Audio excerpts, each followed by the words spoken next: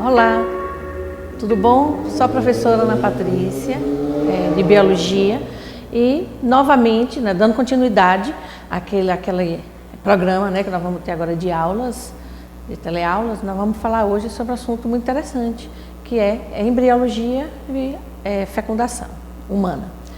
Então, essa aula é gravada ela é direcionada para a turma de 9º ano e de 1º ano, né, de ensino médio e 9º ano do ensino fundamental. Eles podem assistir porque vai servir bastante mais adiante lá no 3º ano. Então, nós vamos começar relatando um pouquinho, falando um pouquinho sobre o que é fecundação e onde ocorre a fecundação. Muita gente pensa que a fecundação ela acontece no útero, mas nós vamos ver aqui detalhadamente como ocorre a fecundação, certo? Então, nós temos aqui o momento crucial da fecundação, né, que é o encontro do óvulo com o espermatozoide. Comparando o espermatozoide com o óvulo, nós vamos ver, embora aqui não demonstre, mas existe uma diferença no tamanho muito grande. O óvulo ele é muito maior do que o espermatozoide, certo? E isso é importante, porque o óvulo, afinal de contas, é no óvulo que vai acontecer, que vão acontecer aquelas modificações para a formação realmente do embrião. O espermatozoide, nós vamos ter aqui uma parte que é chamada de cabeça, que é a parte superior, onde nós vamos ter o acrossomo, que vocês devem estar lembrados que quem forma o acrossomo é o complexo Golgiense. Aqui dentro nós vamos ter uma enzima chamada hialuronidase, muito importante para que ocorra a perfuração, né, e a penetração do espermatozoide no interior do óvulo. Nós vamos ter aqui também o colo, onde vamos ter muitas mitocôndrias, e finalmente nós vamos ter a cauda, o flagelo do espermatozoide formado pelos cílios também, né, que vai originar isso aqui mais adiante, microtúbulos e cílios. Nós vamos ter o óvulo, onde ele apresenta todo o maquinário fundamental para o início da embriologia, as clivagens, as divisões que vão originar um indivíduo formado por muitas células. E, finalmente, nós vamos ver como é que ocorre o encontro do óvulo com o espermatozoide. Aqui nós temos, aqui nós vamos ter o ovário, no momento da liberação do óvulo. Ele é capturado pelas fímbrias da tuba uterina, e a tuba uterina realmente é o local onde ocorre a fecundação, não é o local apropriado para o desenvolvimento do embrião. Lembre-se que nós não podemos ter uma gravidez tubária. A gravidez tubária é uma gravidez do tipo ectópica, que é fora do ambiente propício, e não deve acontecer, mas a fecundação ocorre ainda no interior da tuba uterina. Então, assim que o óvulo ele é lançado para a tuba uterina e ele chega na metade da tuba uterina, ele é alcançado pelo espermatozoide, que pode sobreviver no corpo da mulher por 2 ou 3 dias e fecundar esse óvulo. Ocorrendo a fecundação, a partir daí nós vamos ter modificações importantes para a formação do embrião. Nós vamos ter aqui, após 12 horas da anfimixia ou fecundação, nós vamos ter aqui já ainda uma célula apenas, mas com o passar do tempo essas células irão sofrer a primeira fase da embriologia, que são chamadas de clivagens ou segmentações, que nós vamos ver mais adiante. Passado aqui 24 horas da fecundação, nós já vamos ter aqui 2 células. Passado 45 horas, 4 células. Passado 72 horas, aproximadamente 16 células. E aí nós vamos ver que, ao mesmo tempo que essas segmentações vão ocorrendo, o óvulo vai se direcionando aí para o interior do útero, onde vai ocorrer um processo chamado de nidação ou fixação na parede do útero. Então, para a gente entrar nessa parte de formação do embrião, nós vamos ter agora a embriologia. O que é embriologia? A embriologia é aquela parte da biologia que estuda todas as etapas de desenvolvimento do embrião, da formação do zigoto, como ele é chamado no início ainda, o ovo, até o nascimento do organismo.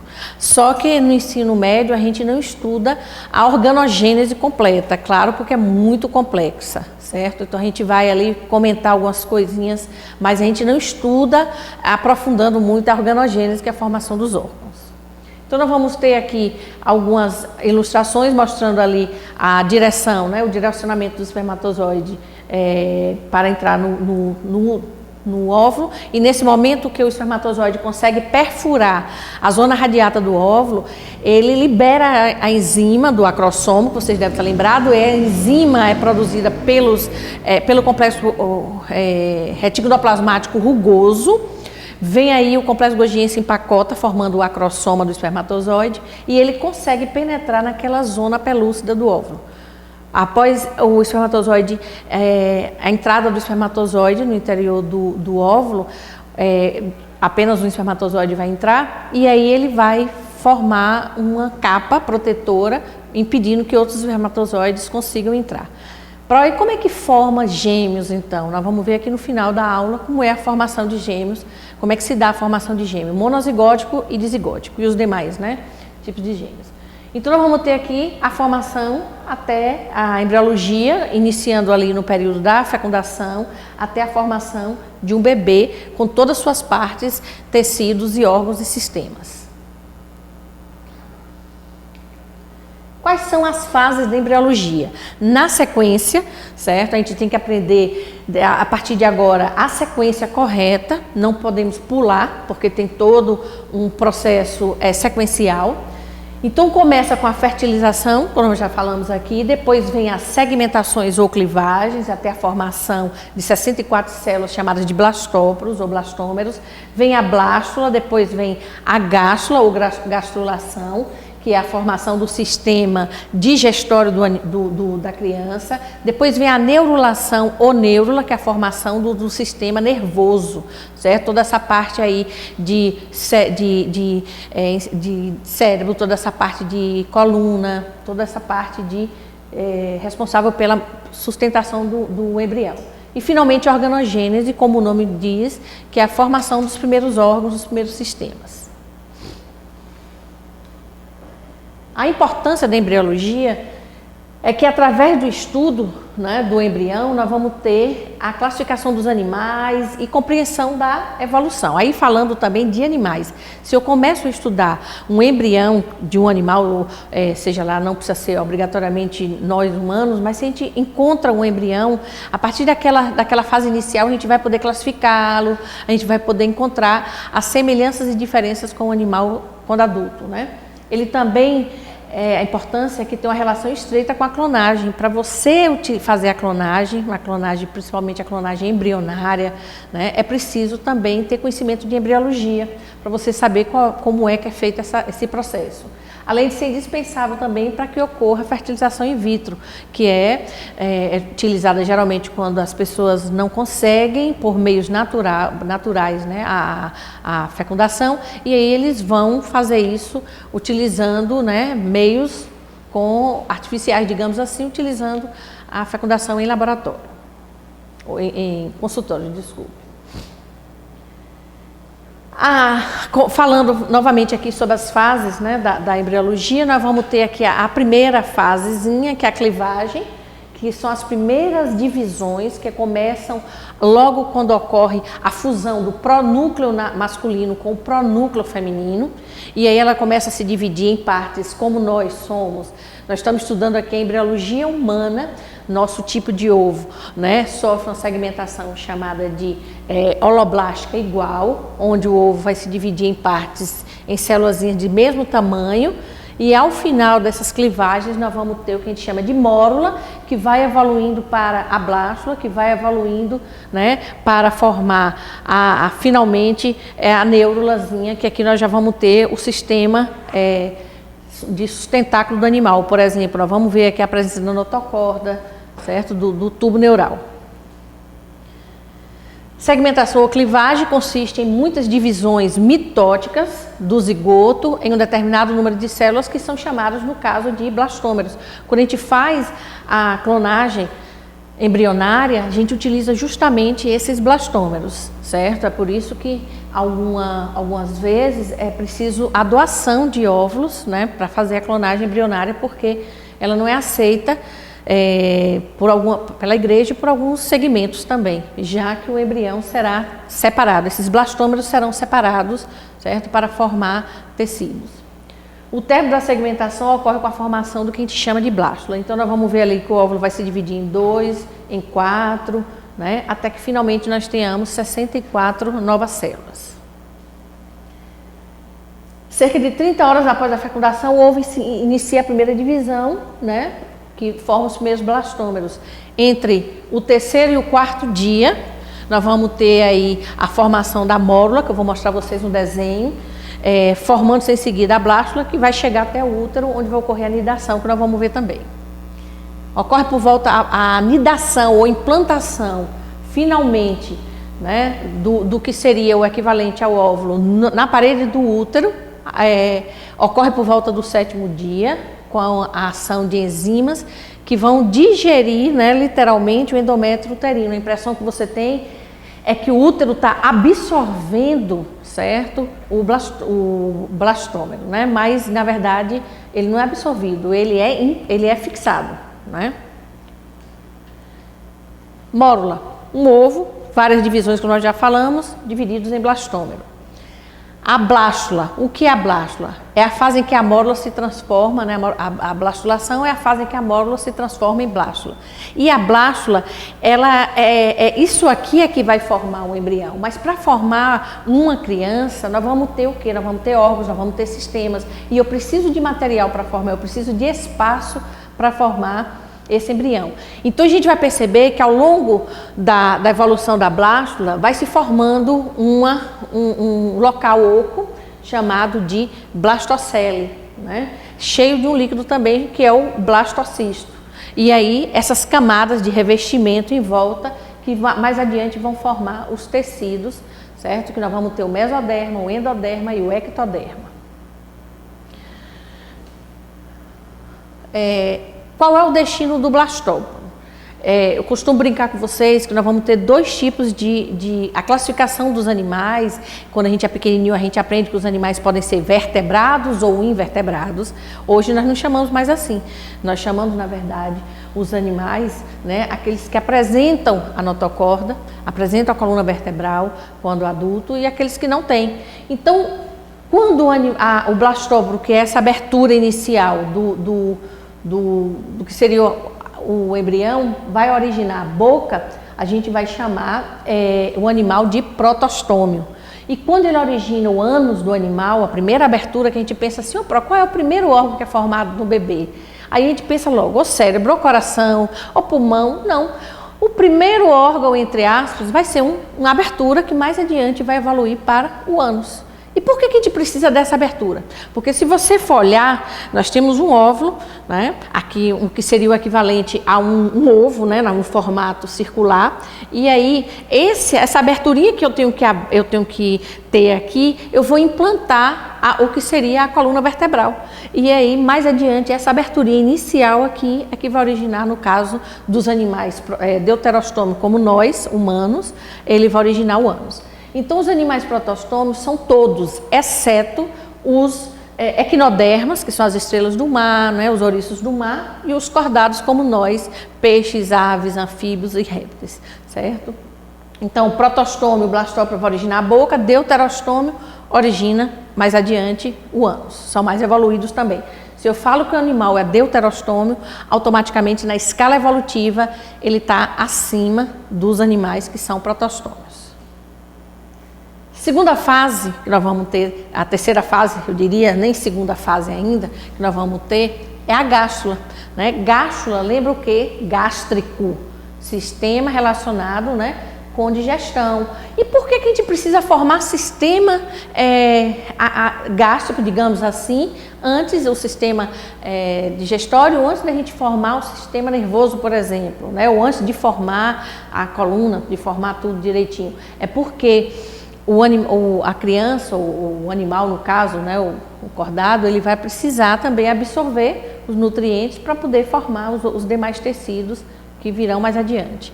Então, nós vamos ter aqui, né, uma formação de uma cavidade oca, que seria aqui ainda a blastocele, e a gente observa que agora vai acontecer o encurvamento desse, como se fosse uma meia-lua, né? E vai originar o intestino primitivo, começar a formação do intestino primitivo, que a gente chama de arquêntero ou arquenteron. Então, nós vamos ver aqui a formação do arquêntero, que vai iniciar a formação do sistema digestório. Então, é como se eu tivesse algo, uma massa, que eu tenho na frente o sistema digestório. Depois, a próxima etapa, agora eu vou formar um sistema de sustentação, né, com o que seria a notocorda e o tubo neural. E depois, o espaço que sobra, eu vou formando os demais órgãos e vou preenchendo para poder ter todos os sistemas em um embrião. A neurula é a fase em que aparece o tubo neural, que é o futuro sistema nervoso do animal. No caso da gente também, o tubo neural é muito importante. Então, vamos ver aqui. O ectoderma se achata formando o que a gente chama de placa neural.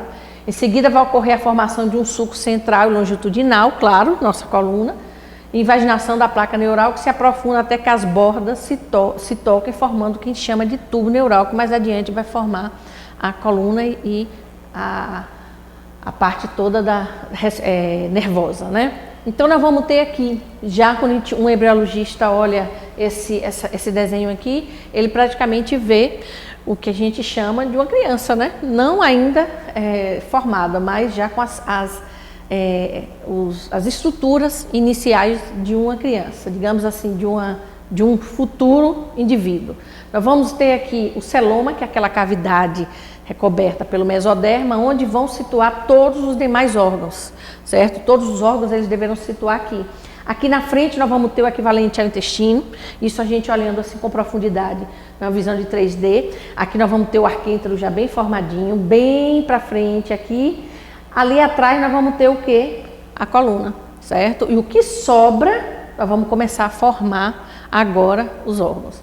Aqui nós vamos ter o tubo neural e a notocorda, que a gente começa a notar ela aqui, ó, que vai ficar no interior do tubo neural. Então, eles juntos irão formar a espinha dorsal, a medula e a coluna vertebral.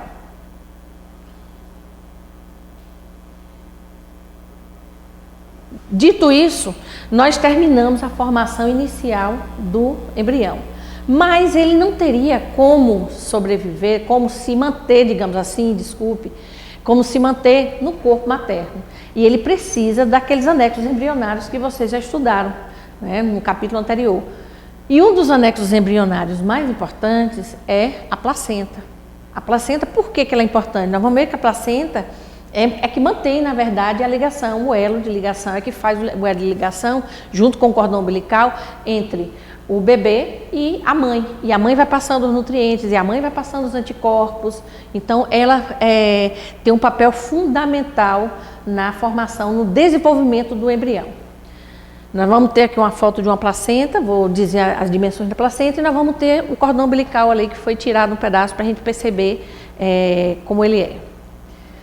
A forma da placenta se assemelha a uma panqueca, né, aberta, com 2 a 4 centímetros de espessura, de consistência esponjosa, que se une à parede uterina, no lado materno, e ao feto ela é unida pelo cordão umbilical, normalmente no centro, né, no lado fetal. No final da gestação, ela vai atingir cerca de 500 gramas, então é relativamente pesada, né, uma placenta. Isso varia de animal para animal.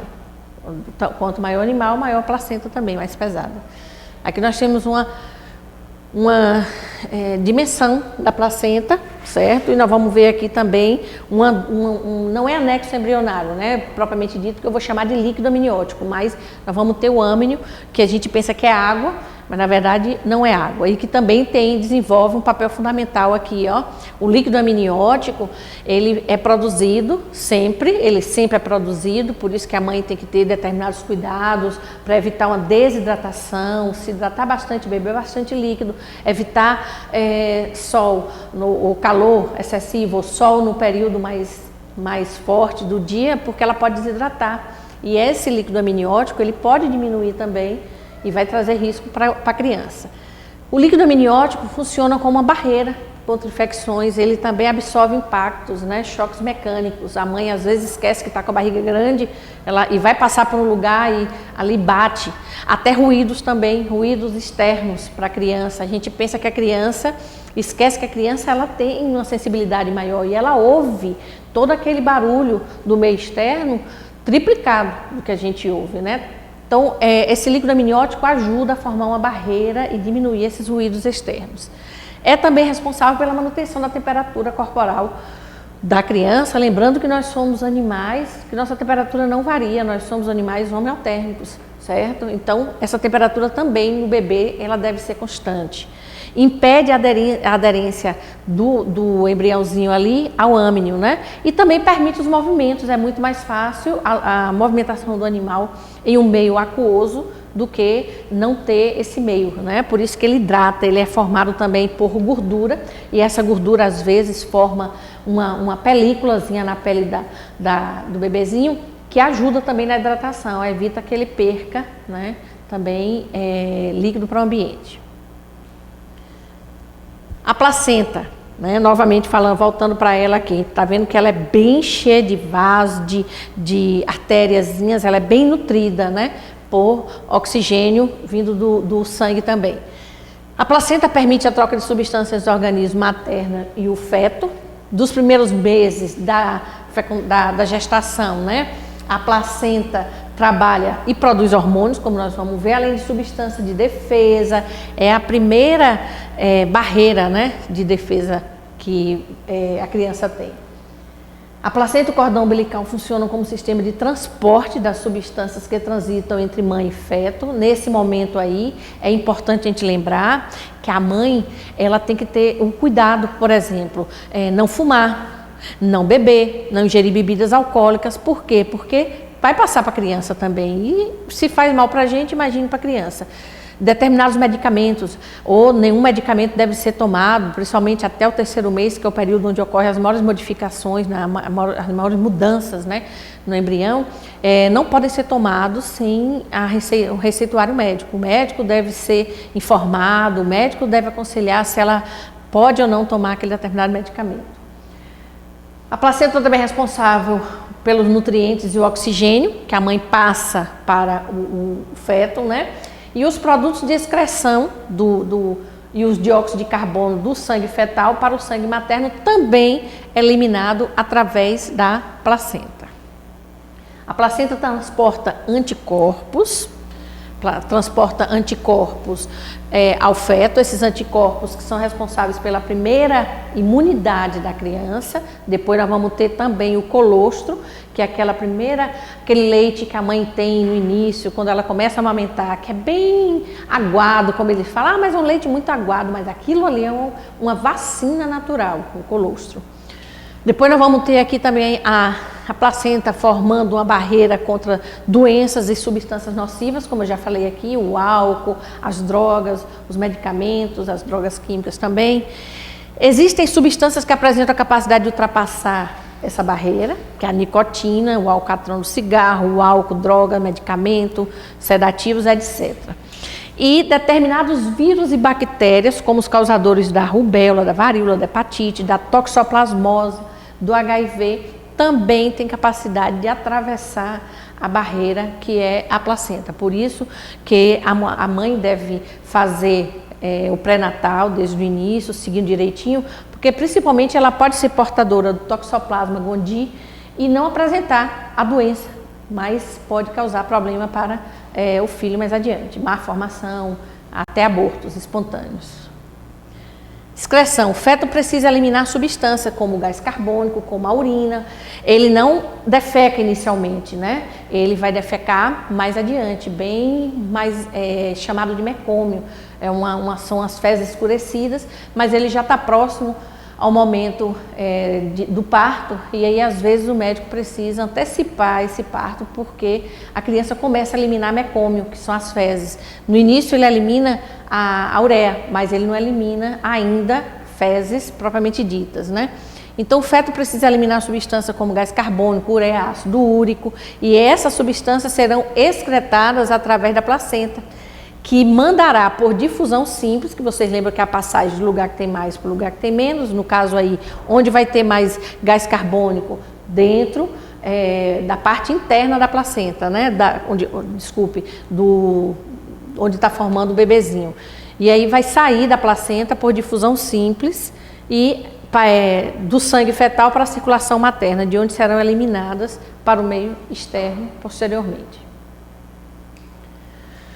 Nutrientes vão do sangue materno para o sangue fetal. Quando a gente fala que a mãe come por 2, nós não estamos mentindo. Se a gente tem um animal e esse animal também ele está prenho, né? A gente tem que ter o cuidado de lembrar que ele também tem que comer por 2, tem que ter uma alimentação reforçada. Por quê? Porque todos os minerais, todos os nutrientes que a mãe tinha para ela só, ela agora tem que dividir com a criança. Por isso que às vezes a mãe sofre problemas na arcada dentária, ela começa a apresentar às vezes cáries mais do que o período que ela não está gestante, porque ela vai ter que dividir todo aquele material, ferro, etc. Por isso que a gente tem que fazer também a complementação, a suplementação, né, com ferro também para a mãe. Então, nutrientes vão do sangue materno para o sangue fetal através das veias maternas e veias fetais por difusão, que é passagem simples e facilitada. Essa nutrição deve-se à síntese de glicogênio, vocês devem lembrar que é um tipo de carboidrato, colesterol, ácidos graxos, que são lipídios e vitaminas. Finalmente, nós vamos ter o cordão umbilical, que surge, né, como um pedúnculo que vai unir a bolsa amniótica ao saco vitalínico. Durante a 3ª semana, vocês vão ver aqui uma visão lateral que eu coloquei do cordão umbilical, e a gente vai ver que ele apresenta vasos, tanto artéria como veias, que nutre e oxigênio o embrião. 2 artérias levam o sangue fetal para a mãe e uma veia retorna com o sangue para o embrião.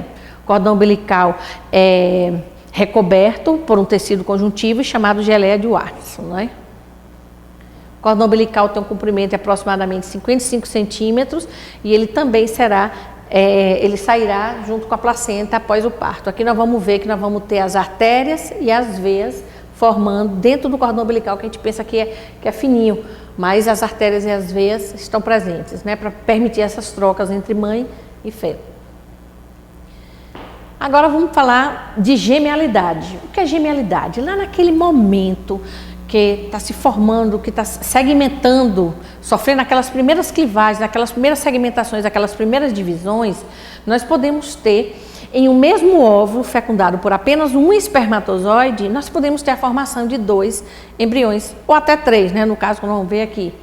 E nós podemos ter também uma mulher que pode poliovular, ela liberar mais de um óvulo, e nós vamos ver que os octópulos, né, que são 8 crianças nascidas de uma vez só. E aí, ela ser fecundada em uma mesma barriga, né? Ela pode ter filhos gêmeos que sejam monozigóticos, gêmeos que sejam dizigóticos. Então, vamos ver a diferença de gêmeos monozigóticos para gêmeos dizigóticos. A gravidez múltipla é chamada também de gravidez gemelar, aquelas que originam os gêmeos. Aqui, 1 em cada 85 gravidezes são gemelares.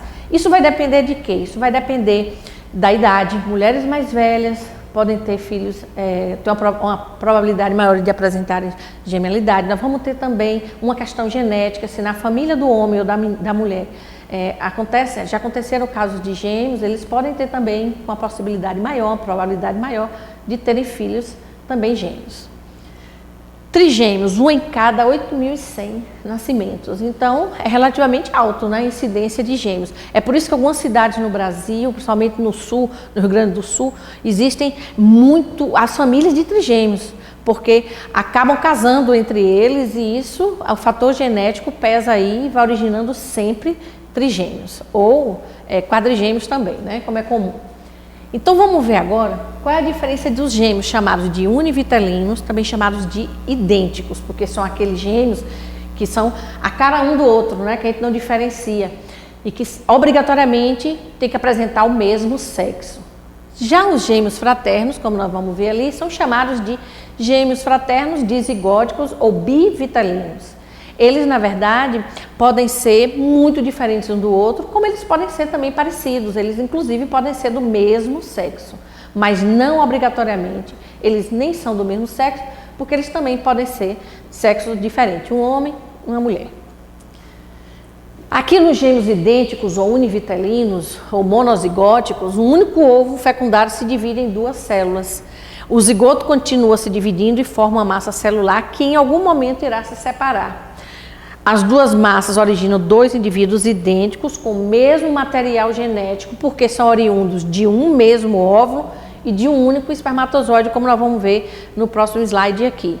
Já nos gêmeos fraternos, ou dizigóticos, ou bivitelinos, 2 óvulos ou 3 são fecundados, cada um por um espermatozoide, e aí eles começam a se dividir, independentes um do outro.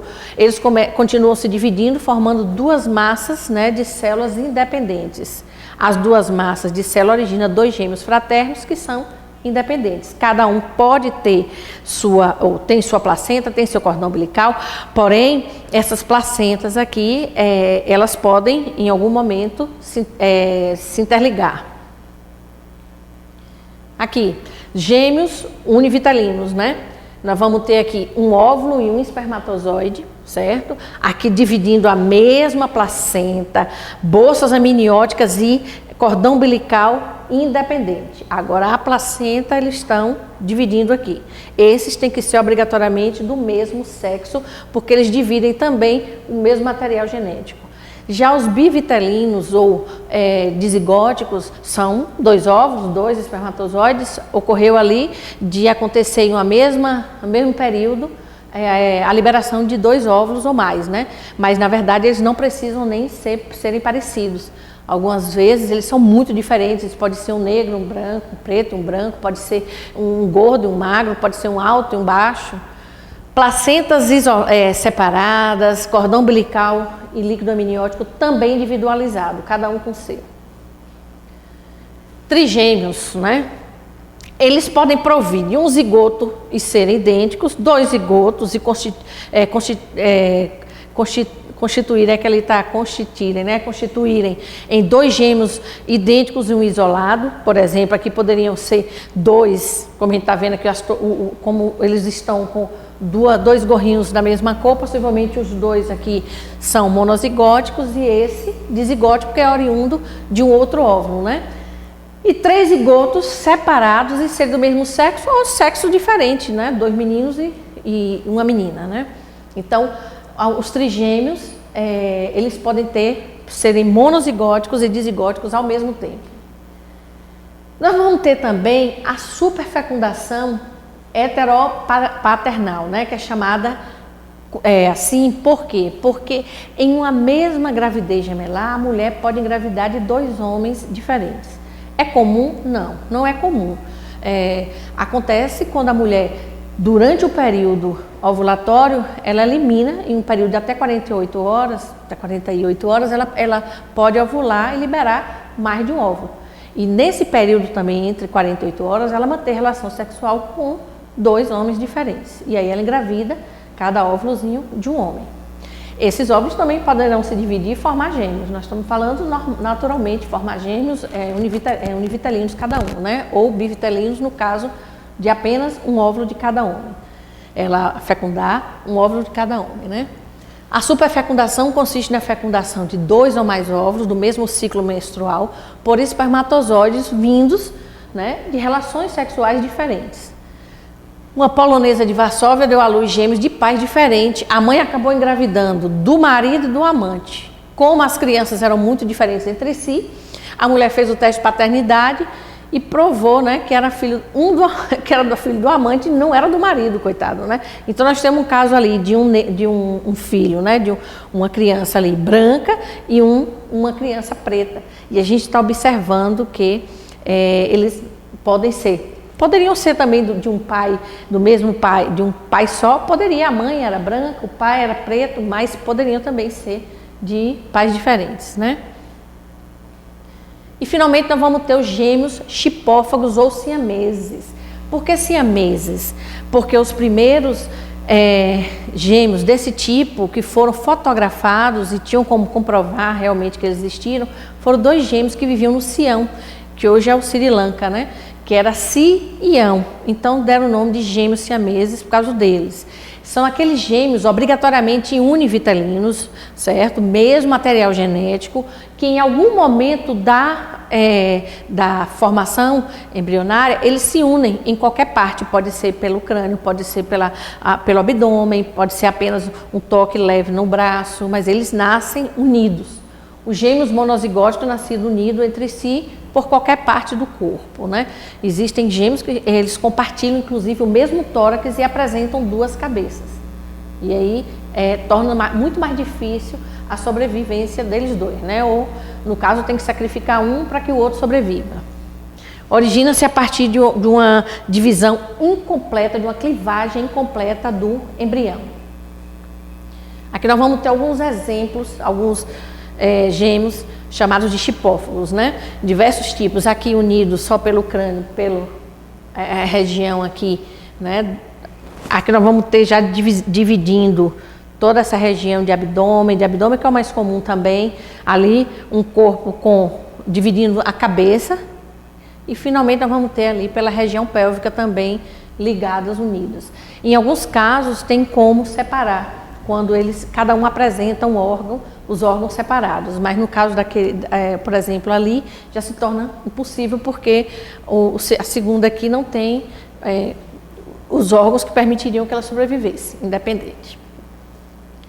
Aqui é o exemplo que eu falei para vocês há pouco, da mulher, né, da americana, que teve 6 meninos e 2 meninas, ou seja, uns octópolos, né? Então, ela teve de uma vez só 8 óvulozinhos gemelar, então, obtidos, concebidos, né, por fertilização in vitro, e todos sobreviveram. Claro que existem 2 que têm um problema mais grave de locomoção, tem uma dificuldade cognitiva, mas eles têm, hoje ainda estão vivos, né, até hoje. E assim a gente acaba por hoje nosso encontro, desejando a vocês também que, se possível, permaneça em casa. Não é difícil, esse convívio tão bom com nossos pais, a gente ter tempo para estudar, para assistir televisão, para a gente assistir nossas séries, ouvir nossa música, dançar com nosso irmão. Então aproveita, fica em casa um tempinho mais e, se precisar sair, se for necessário realmente sair, use a máscara. A partir de agora, quando a gente vai se vestir, vai se arrumar, a gente usa batom, a gente pega a roupa, a calça, a blusa. A partir de agora, nós vamos ter um item a mais, certo? O nosso vestuário, que será a máscarazinha. Enquanto tudo isso não passar, vamos vestir nossa máscarazinha para a gente proteger não só a nós mesmos, mas também a quem está em casa do nosso lado, nossos pais, nossos avós,